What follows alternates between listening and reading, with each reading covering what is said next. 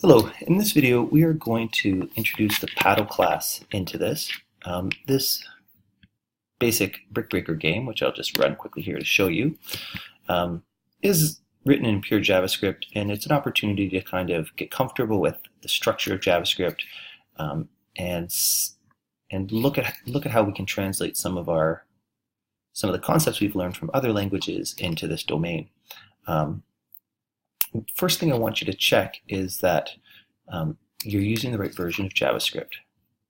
It's an important thing to always be aware of. If you check your preferences, and that you want to be in ECMA script 6. If you had to be set for 5.1, you'll notice that this ball class introduces an error.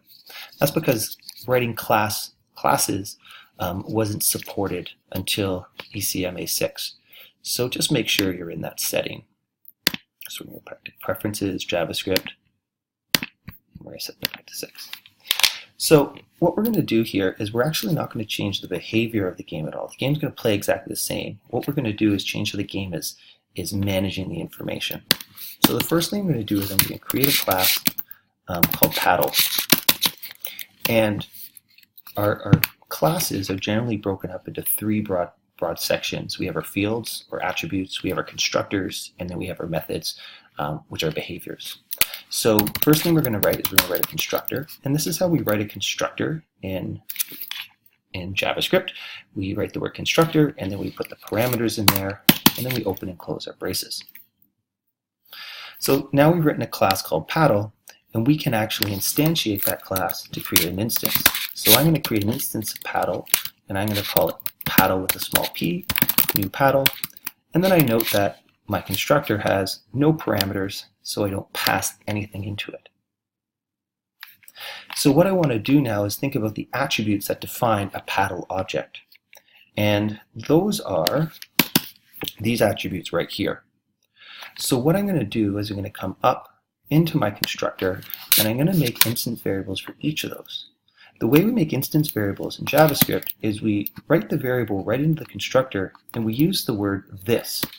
This is a reserved word that says it indicates that the variable that it follows is an instance variable. That means each instance of the class paddle I create gets its own version of this variable. So I'm going to make one called paddle height, and my paddle height, I'm just going to set it to 10.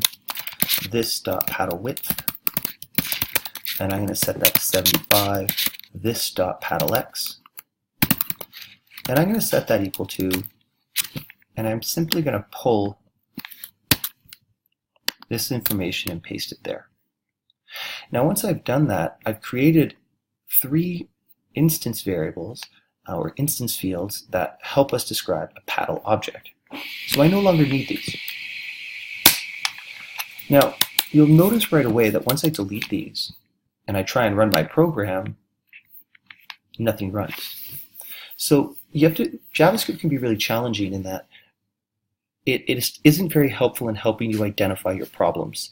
So what happens here is that I've deleted those variables, and those variables are used throughout this code, and we can see some right here. Let's find it. There you go, paddle height.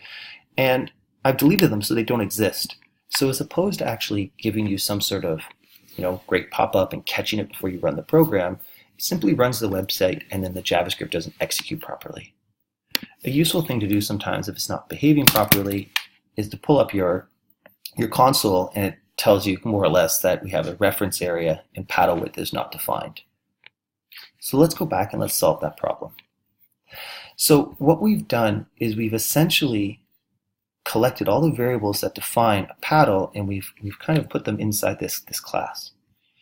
So anywhere in my program that I see paddle x, I need to actually access it with an implied object. So if I scroll down here and here, so for example I see paddle x, and a nice fast way to do this is do Control F and look for paddle x. We need to actually write paddle.paddle x. So what's happening is we are taking the instance we've created paddle, and we're grabbing the paddle x field. And then I want paddle width divided by 2. Not paddle. So what I'm going to do now is I'm going to pause this video and I'm going to go through and I'm going to find all of the different spots where we access those original variables, and I'm going to associate them with the instance that we're using in this program. Until I've done this correctly, my screen's going to look like that. So I'm just going to pause this video. Okay, so I've found all of the places that I accessed the variables that help describe the paddle, and I've associated them with the implied object. And again, the reason I have to do that is because I've created an instance of the class paddle with a capital P called paddle with a small p. And that means that in order to access this paddle height, paddle width, and paddle x, I need to know the instance that I'm working with.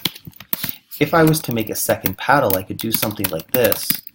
And now I have a second paddle called paddle 2 that has a paddle height, paddle width, and paddle x. So just to show you those spots, here it is, paddle.paddlex, paddle.paddlewidth. And I found them all. You have to kind of take your time and really look closely to find them. Don't give up. It can be sometimes a little frustrating trying to find them all. But once you get it, it should run exactly the same. That said, I'm going to run it now and you'll see that it won't. Still doesn't work. And this is because I've missed one little spot where I still use the original variable paddle width. And that is right here when I set my paddle x initially.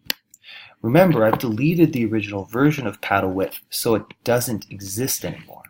So what I need to use is I need to use the instance version of paddle width. And how I access it is I write this dot paddle width.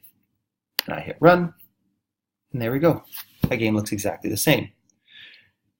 And that is how you can introduce classes into JavaScript and use them to manage the information about an object.